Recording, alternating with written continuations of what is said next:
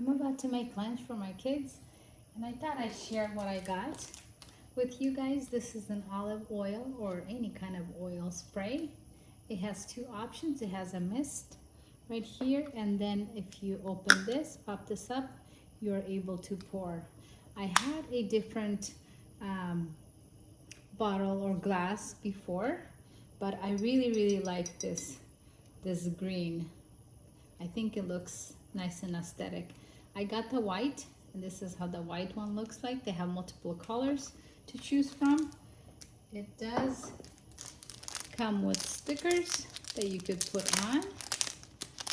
I'm not going to because I use different oils at different times. Maybe that means I need to purchase another one. Comes with olive oil, peanut oil, soybean, corn oil, extra virgin oil, and then your own that you could choose, or avocado oil. Let's see it in action. This is the mister. You can mist. If you press fast, it's going to be more flat. If you press slowly, it's going to be more like a stream. Or this option right here. You just pour in how much you need.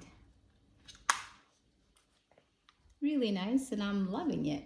And I think it looks awesome in the kitchen.